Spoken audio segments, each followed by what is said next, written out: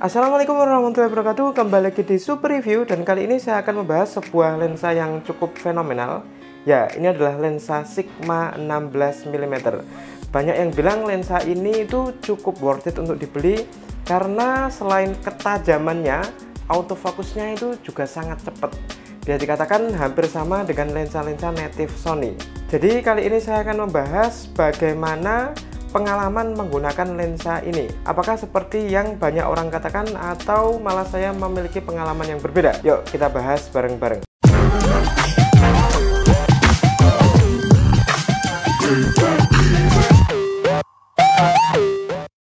Jadi yang pertama kali kita bahas adalah dari desainnya dulu ya. Desainnya seperti ini, bagian depannya ada tutupnya tentu aja. Terus ya bagian sampingnya seperti ini karet ya.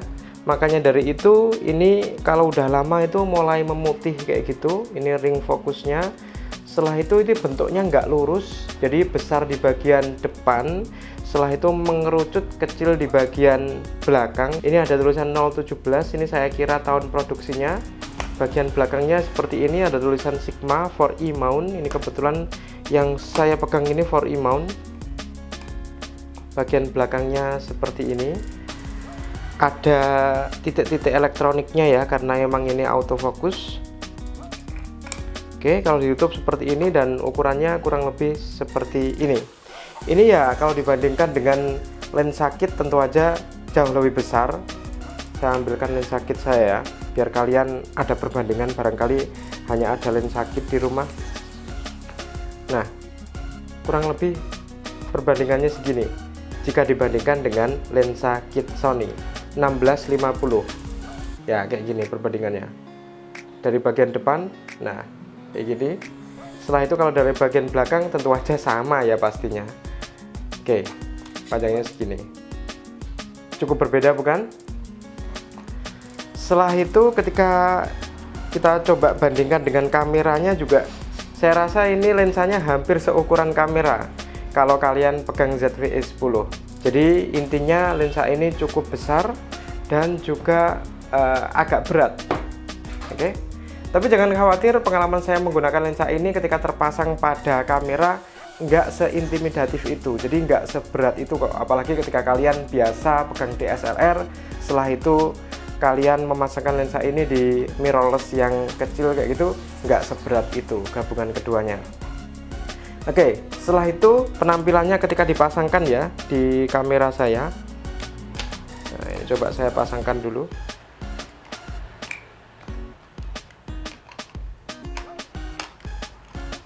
Nah, kurang lebih seperti ini.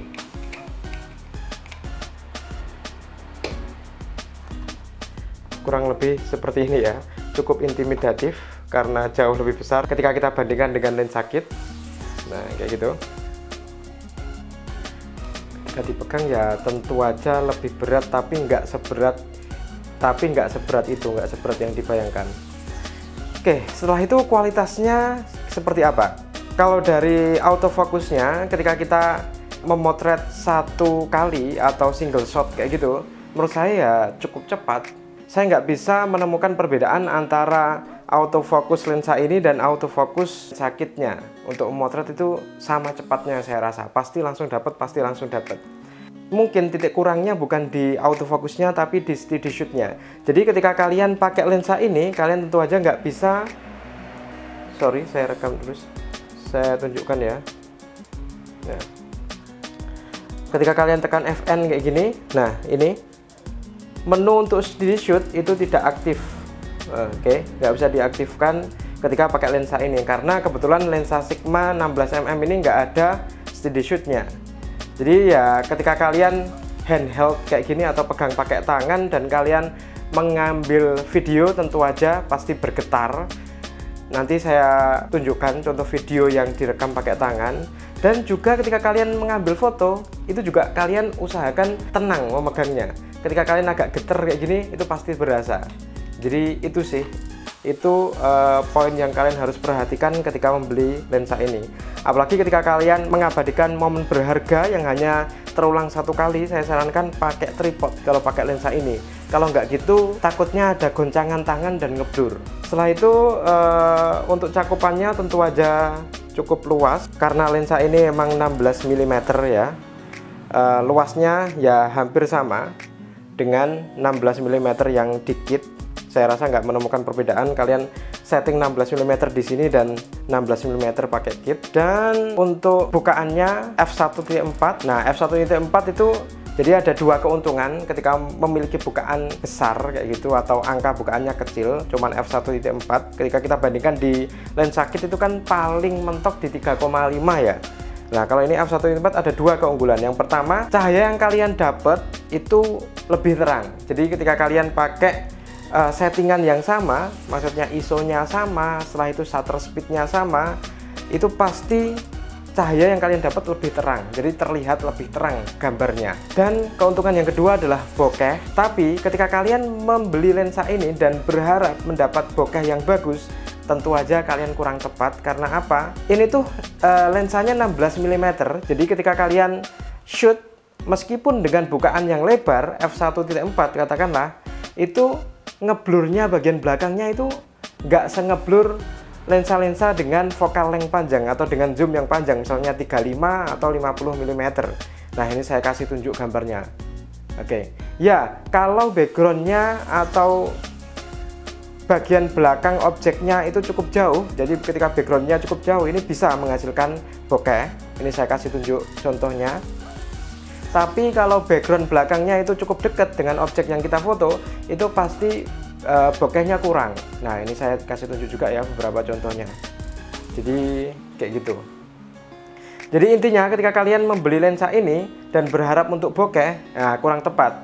Kalian lebih baik beli lensa Sigma yang 35 mm, yang f1.4 atau yang 50 mm, karena ini ya fungsinya lebih ke wide, tajam, dan juga lebih terang kayak gitu. Oke. Dan juga ada yang bilang apakah color science-nya berbeda dengan bawaan lensa kit. Saya rasa saya nggak menemukan perbedaan.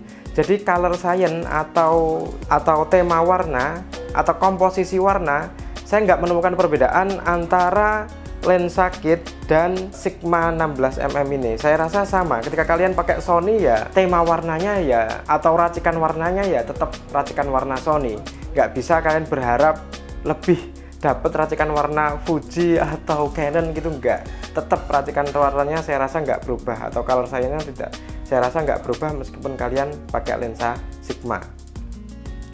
Jadi ya kurang lebih seperti itu ya pembahasan tentang lensa Sigma 16 mm.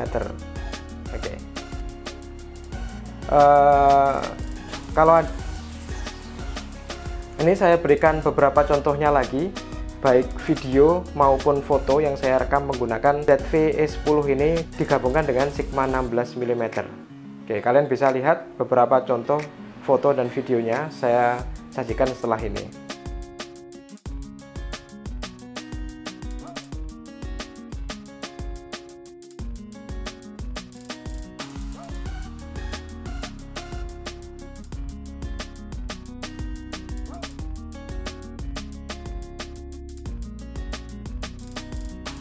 Dan kalau kalian masih ada pertanyaan tentang lensa ini, jangan sungkan-sungkan tulis saja di kolom komentar, nanti saya akan bahas sebisa saya. Oke, makasih banget udah nonton sampai detik ini. See you on the next video. Wassalamualaikum warahmatullahi wabarakatuh.